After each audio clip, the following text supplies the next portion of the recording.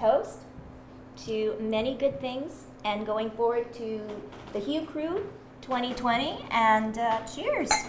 Cheers. Welcome, Nanette, back in with the Hue Crew. And we have a very special guest here, Nanette. We have Dr. Cheryl Rockman Greenberg. And Cheryl, I have your bio. Nanette, yours was very easy. Okay. Yep. But just know it's to give all of our listeners and everybody out there a little bit of information about you, Cheryl, because part of On Hue Crew is what we like to celebrate and share stories, not only about incredible women, but women that have been doing it for so long and have been mentors, and we all look to for advice and, love to share some conversation, because everybody, each one of you are so important. So, if I get something wrong, my apologies, but Dr. Cheryl Rockman Greenberg obtained her medical degree from McGill University in Montreal in 1974. At McGill, her mentors introduced her to the emerging fields of medical and biochemical genetics. She knew then that if provided with the opportunity, she would pursue an academic medical career working to identify the cause of rare and ultra-rare genetic disorders. And this she has done. Her research is focused on the identification of the molecular basis for genetic disorders that are overrepresented in Manitoba's unique populations. Subsequently, in direct collaboration with community leaders, she and her colleagues have translated research discoveries into relevant patient care programs, including the development of new diagnostic tests, expanded newborn screening programs, carrier testing initiatives, and new therapies for hereditary metabolic disorders. She is currently a clinical geneticist in the Program of Genetics and Metabolism, WRHA, a clinician scientist at the Children's Hospital Research Institute of Manitoba, and distinguished professor in the departments of Pediatrics and Child Health and Biochemistry and Medical Genetics, University of Manitoba. Now, on top of all this, Cheryl has received numerous awards, including the 2012 list of Canada's most powerful women, top 100 in the Trailblazers and Trendsetters category, being inducted into the Canadian Academy of Health Sciences in 2014, and receiving the Health Research Foundation Innovations Medicine Canada Medal of Honor in 2016. On top of that, in April 12, 2018, she was inducted into the Canadian Medical Hall of Fame, and in the summer, she was inducted into the Order of Manitoba, and most recently, she has been appointed to the Order of Canada. Queen Cheryl! Queen Cheryl. The Order of Canada should have came a long time ago. And I'm going to throw my papers out the window. Yep. But amazing. Simply amazing, Cheryl. Well, thank you very, very much. Every time I hear my bio, I wonder of whom you're speaking. And then it's actually me. The only award I ever won in the past was when I was 5 years of age, I won a bronze medal for a hula hoop contest at our local Y. And then fast forward, 60 years, 55 years, and it's been quite a trip the past 5 years. Are we going to see the hula? Well, I think so. She's going to have to do the hula. Yes, Absolutely. the hot hula I wonder fitness. if I still could. I think so. Once It's you like got- riding a bike, right? You never forget. It was just the bronze medal. All right, so so many questions, but I guess first and foremost for you, Cheryl, as a young girl, how did you know, or did you know that your life was going to follow in this pathway? I absolutely did not. Okay. As an aside, I just came back from visiting my grandchildren in Calgary, and I asked my little 3-year-old granddaughter, do you know what you want to be when you get older? I want to be an astronaut. Well, that made me feel very good. However, if someone would have asked me in early childhood, even through grade school and high school, what did I want to be? I had no idea. I knew I liked school. I liked studying. I even played school in the summer. That's how much I liked learning and studying. But I had no thoughts about what I might do when I got older.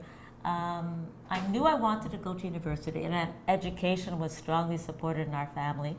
I didn't know if I was going to go to university, but I did go with the support of my family. And in those days in Montreal, I finished high school when I was 16. There wasn't a cégep or the community college 2-year program. I went right into McGill first year, and initially, because I liked science, I thought I would be a physiotherapist. Wow. So I did the first year in Bachelor in Physiotherapy program at McGill, and I was very unhappy. Crisis number one, I'd always loved everything, and here I was not happy. And after intense deliberation, and I really didn't have anybody to talk with in terms of career choices. It was very different. Yeah. It was 1967, it was very different. I decided just to go back into regular science. And then I took an introductory to human genetics course. And at the very first class, there were 2 professors who taught it, Dr. Charles Scriver and Dr. Clark Fraser. And after the first lecture, I knew I wanted to be that. And they were extremely, extremely kind to me.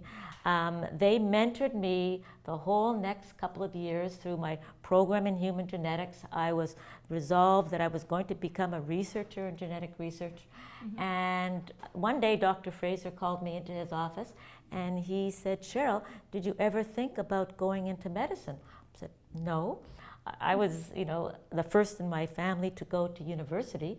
It never dawned on me that medicine was a career that I might choose. But once someone in a position of authority and whom I respected a great deal suggested something, I had to apply.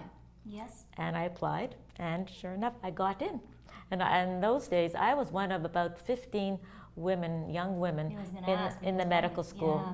Yeah. Some people ask me, what was it like being one of very few women in a medical class starting in 1968? And to be perfectly honest, I was very fortunate. I was born after a generation where I did not suffer discrimination, although I know it absolutely exists today, and we know it does. Yes. But the McGill Medical School and my colleagues and my mentors, it was a very supportive environment, and I never felt discriminated against because of my gender. When I did something wrong, it was usually deserved if I didn't do my work properly or whatever. But I wasn't particularly singled out because of my gender. And it was, medical school was a wonderful experience. Then I knew I wanted to become a geneticist. And the only way to become a geneticist in those days was to become a pediatrician first. So I applied and I went into pediatrics, which I also loved. I loved everything that I've done. This is like crazy, right? I mean, we were just, talking even with you, Nanette, of just, finding your groove, finding your passion. Yes. And, I mean, you just found it. I found it, and pediatrics was a wonderful program. I absolutely loved the learning. And in those days, we basically lived at the hospital in terms of our training programs. And then I did 2 years of genetics, both regular medical genetics and biochemical genetics, and I really liked the biochemical genetics. I liked about enzymes, and I liked pathways, and the DNA. I loved that stuff, and it was very treatment oriented. Not just was it related to diagnosing metabolic, rare biochemical diseases, but there was a treatment aspect to it, which was very important for me as a doctor. In those days, there were very few disorders which we can treat effectively. If you fast forward 40 years, and that's how long I've been in Manitoba, the number of conditions that we can now treat that were absolutely untreatable 40 years ago has been nothing but remarkable. So in 40 years, we've seen a tremendous growth in genetics and metabolic disease in my area, and I can't even imagine what the next 40 years will bring. But it's an excellent field to work in. I've been very, very fortunate to be surrounded by incredible mentors. Yes. And about mentorship, one of the things about mentors and about Dr. Scriver and Dr. Fraser and people here when I first moved here in the genetics program, one important thing about mentors is that they saw things in me that I didn't see in myself. And that's what mentorship is all about. Yes. And I'm very grateful for all my mentors. It's really hard, I think, nowadays, really, to have that mentorship, or is it not? In my field, Mentorship mentors programs, still? oh Yeah. yes, but they're formal programs now. Like I am a mentor to new faculty, to specific new faculties. I have taken a particular interest in mentoring international medical graduates who have come to Manitoba, who are trying to get a medical license to practice. And the mentorship programs are formal. I mean, there's a curriculum. We have to meet regularly with our mentees. Now, I didn't need a curriculum, I don't think, to be a mentor, because I had mentors from whom I learned, and I just wanted to emulate them. I know. But there's formal mentorship programs. There's things you can learn to how to be an effective mentor, and I really endorse this program. Not only that, but we have many programs, not just for mentorship, but for leadership development for women. It's all very formalized now, and I have to say the University of Manitoba has done an incredible job, to promote diversity, equality, and equity. And there are many programs specifically for women for leadership training. So it's a good time then for It's women? a good time for women in medicine, women in science in general. Yeah. And the thing about women in science and the mentorship that we now do is, I think the basis for them is to let women know about the opportunities that they're out there. Now, having opportunities out there, it doesn't mean that you have to take them. If you want, you have to know that it's there for you and that we will help you every step of the way. Now, I had the help every step of the way, but not with formal mentorship programs like there are today. But we know that formal mentorship programs do work, and I think they greatly enhance our education system and ultimately the healthcare. Just a quick question, do you find that there are a lot of women who you're mentoring or who you have mentored in the past, like in the last 10 years? Oh yes, for sure. Now you put your name on a list, but most people just seek you out That's and what I was ask. wondering. And yes, I mean I do take it very seriously. I will help and mentor young faculty within the medical school. But also I have a lot of interest in graduate students, women in science who are doing laboratory-based research. I love mentoring them. And as I said, the international medical graduates, both men and women. I will mentor anybody. You're an open door. I was go back to school. Could you imagine? That's phenomenal. There's a lot of pressure. I would find myself extremely, that kind of guidance is, to have a mentor who is so invested in you is great. It's wonderful. That is key, because it's not just the intelligence, it's not just the good grades, it is the person. And whether you're going to be a doctor with their bedside manner, a surgeon, or like yourself, or anybody, it's the person inside. And I really think that having a mentor that can recognize that, and it doesn't even mean a mentor, it's almost, I almost want to say, if you had friends that recognize the goodness in you, you may not always show it, but it's that, that confidence that they have in you, that you will step up to the bat if need be. And to have someone like yourself, though, I mean, it's pretty special. Now, with all the research that I've done and what you have read about, quote, the discoveries, one of the areas that I haven't excelled in terms of formal training is medical education. And yet, I mean, I know that that's the future. Yes. And they've let me be a mentor, though, so I'm glad about that. Well, that's really interesting too, right? Because we all, because we all know. I mean, even when you look at your own kids, right? One's the real bookworm, and the other one just doesn't have to study, but just Yeah. I never believed that. When people say, "Oh, I never studied, never opened a book," I never believed that. I studied hard and all the time. I still do, and that's one thing I tell my mentees. It's lifelong learning. It does not stop. And that's the exciting part about either being a woman in science, a woman in medicine, or a man in medicine science. You have to be committed to lifelong learning. But when you love what you do, then it's so much easier. It's much easier. So I want to know something. Oh my goodness, being on the top most powerful women in Canada. I've taken a lot of jokes about that. Not from your husband and from your kids. No, but Well, yeah. my kids. Your kids. My son is.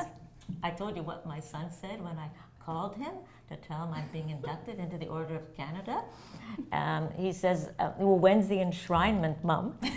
And then he says, can I sit next to James Cameron, who's also being inducted into, kids will be kids. Yeah. Yeah. No, you're going to sit next to me, Matthew. Oh, no. Because you're still mom. Yeah, You're still mom. but that's good. But then, getting that honor, what was that like? Well, we'll talk about the Order of Canada, but I'm interested in the top 100 most powerful women. And what was that for? I mean, I was just going. I'm trying to remember. You did read it. I know. For some innovation in science. Trendsetters, yeah. And trendsetters? Yes. Because I have taken some of the new technology that was developed by scientists in terms of genetic medicine and applied it to our rare genetic diseases for gene discovery and to develop screening programs that were population-based, and I was recognized for that. It was an interesting event because not many medical people have obtained the WXN awards of top 100. So I was actually in the minority. A lot of people like you, accomplished in the arts, in theater, literature, music, business. A lot of business people. But I think I was one of the very few who was a doctor who was recognized in that way. It was very formal. It was Toronto. What can I say? Yes. Yep. I'm sorry. What did you wear? Oh, God. Oh, can't remember, no. But every year you're invited back to, the WXN dinner. And I've not gone. And I keep saying to them, we have to do one in Winnipeg. We have some incredible women in Winnipeg, and I'll gladly help organize one here. And since my induction to WXN, there have been a few other women from Winnipeg who have been recognized. And I'd love to work with them to really develop a program here because it transcends all boundaries of where women can have leadership positions within science, medicine, arts, literature, music. Yes. So it was a lovely program.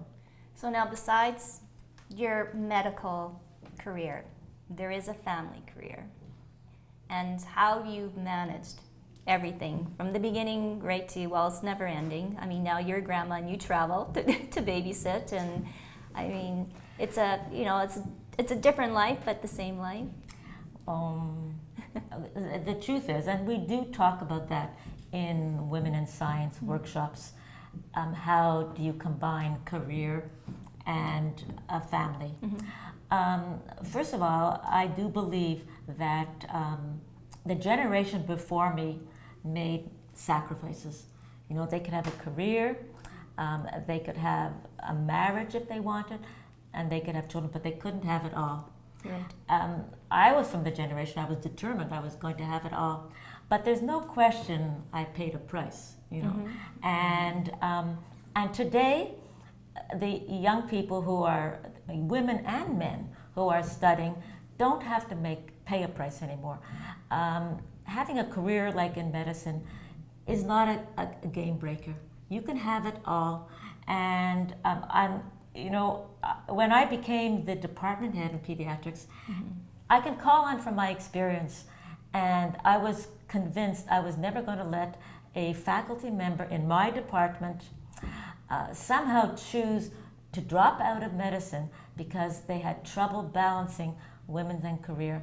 And I had a lot of empathy, and I still do, for women and men in medicine in very, very demanding training programs who are struggling because of the demands of both family and work. And I'm determined to help them through that process. And not that I have the answer, but I help them find the answers. And as much as possible, I never let them quit. And very often, That's great. He's probably like, love lock the door. But no. I'll get back. Take their cell phone, they can't leave. I'll get back to the price you take by being so determined. So very often I've had some of the female as well as male faculty step back from full-time positions for a short period of time, be 0.6 or 0.7 or even 0.5, because I knew that if we help them through this difficult period, having a family was not going to be a game breaker. I knew they'd be back, and they were often extremely, extremely accomplished, talented doctors and scientists. And I can honestly say every single one of them has come back. Yes. But Yeah. I think if I did not have the empathy and the life experience about how hard it is, maybe they would have quit. But I would never let them. I never would let them. Now, it's hard. Now, what price did I pay? Well, yes, of course. Well, I can honestly say, right now as we mentor students, as I teach medical students and graduate students, it's all about work-life balance. And I honestly cannot say that I didn't have work-life balance. I'm the first one to admit You it. should have been reading Nanette's blog. Yes, And Tell us about.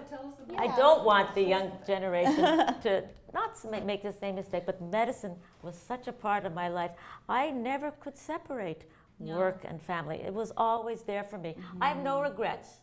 I don't think I would do it any other way, but there is another way of becoming a successful woman in science and medicine or in the arts and whatever career. Absolutely. I completely agree. When I was studying to be an engineer in a previous life, I couldn't consider it. Was very difficult. There's a lot of guilt that comes with it. Knowing that, okay, when I started working as an engineer, I was like, well, how can I have a family now when I have my career and we're at work from 8 in the morning till 6 o'clock at night, and traveling. It was very difficult, and I think that if I had a mentor who said, it's okay, I went through that, and it's okay, you're needed here. That makes all the difference. It really, really and let's does. work on a solution. Exactly. Right? Yeah. Solution. As opposed to saying no. No. Yeah. And I've had, male doctors come in as well who have who wanted to be stay-at-home dads for a short period and didn't want to break up their careers. But my attitude was, what can I do to help you through this period? I got through this period, but obviously, I was quite resilient. Yeah. I was hardworking. I was determined to have it all. And I don't have too many gray hair yet. Everybody has a different life Yeah, path. I was lucky Yes. that I could do it. But, I'd say it came at a bit of a price for sure. Well, we have a couple of very special guests that are in our little cozy audience, and this is a time too, like where we really kind of encourage our little audience to have a voice too and to ask questions. And we've had Melinda on our show and the Hue Crew, and she shared a great story, and Maggie, her sister, is here too as well. And Dr. Greenberg's patient. Yes. So there is definitely. So I know Maggie. I love this woman. Yes. Yeah. We'll pass the mic. Yeah. Maybe share your kind of feelings for Dr. Cheryl here. Well, I'm a little biased, but I can't say enough. I can't say enough about Dr. Greenberg. She's been there for me right from the very beginning. She does everything for me. She's coordinated my health care, like all my doctors.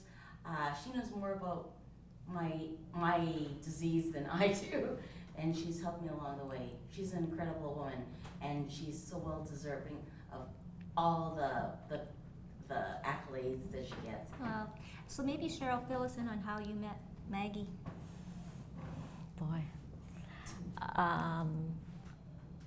You were just referred by your family doctor, as I recall, because Maggie has a genetic condition, von Hippel-Lindau. It's a very, very rare genetic disorder, but it's not an uncommon referral. And I was referred to see you, and we developed a rapport. And I could ask the right questions, and Maggie felt, I guess, comfortable enough with me to open up. mean, she is a remarkable woman, you know. With she could not have achieved what she has in life without the support of her incredible husband and her family. But I knew that they were things that, you know, she needed to know from me, and that I shared with her whatever knowledge I could, and helped her and her husband make further decisions. And it began a relationship. I knew, and I know, that many of the family doctors for very, very rare genetic disorders do not have the time with respect to the continuity of care and the follow-up that they do. And in my field of metabolic genetics, we follow patients, we treat them. There's new innovative treatments all the time, and it's my job to make sure that our patients know, you know, what's out there. I can't even predict what will be out there in 40 years from now. Unfortunately, I won't be here. I wish I could be to see what there is, but I've always, my feeling and my, what I like to do is, there's hope everywhere. And I know that if there is something that I can do to help Maggie or any other patient, I'll help them find it. So we developed that relationship, and it's been enduring till today.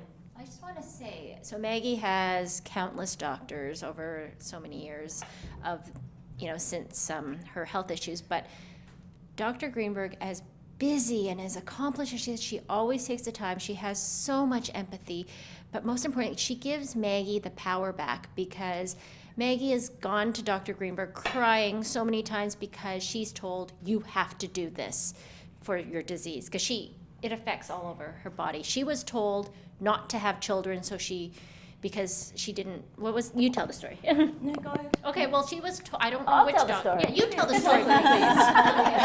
She's the doctor. I was Yeah, there. she can do it. No, I will tell that story, because it's not just related to Maggie and her decisions about whether or not to take the chance of passing her gene on to her children. And as a geneticist and as a doctor, we're taught, and I teach my students, is that you give people the information and everybody makes his or her own choice. You're not that person. You cannot be in his or her shoes. But I know from experience that most people don't want to hear what I'm going to do, because I don't even know what I would do, and I'm not in that position. But I know what Maggie wanted to hear from me, and many other patients want to hear from me. They just asked me the question, do other people in my position sometimes go on and have children and take the 50-50 chance? I said, absolutely. She needed some way to know that it's okay to take the 50-50 chance. And one of the things I always stress, when you make a decision, know that it is okay. Many people in your shoes have done the same thing, but don't look back, okay? Don't second guess yourself. And I really believe that. Don't second guess yourself. If you want to have children, no matter what the risk is, and are willing to take the risk, then go for it, There are many people who would choose not to. But do people take, fairly high genetic risks? Absolutely. Wow. And that's perfectly fine. And I'm sure Maggie is so happy, and she's got a beautiful son and a Philip? beautiful family. Yeah. And we are so happy to have you here, Cheryl. It's been amazing. Half an hour has just flown by. Is it and gone? Nanette and I have just been sitting. I'm in awe. Yeah. I'm just, Yes, you know. but she's actually quiet. She's actually a real big chatterbox, but she was But- scared though with the Maybe wine. I talk too much. I had all Well, these questions, and you answered answered them every single. I was like, well, I have nothing to ask. Everything is right there. We'll have Just to a have you on pleasure. for You another. finished your engineering degree? I want to know. I did. Okay, good. I did finish my engineering degree. Yes. One thing we can end on, and What? it's not to be discouraged about what happens to kids when they get older, but I have to say that none of my kids ever even took a science course. I think they love me. But they've gone their own ways, which I'm very happy about. Yay! Oh, thank you so much, Cheryl. We'll do My one more pleasure. cheers. Cheers Thank with your you. water. Hey, thank you so much. Yes, and we will have you on for another episode. I hope- Cheers. Hope so. Bye-bye. Thank you all.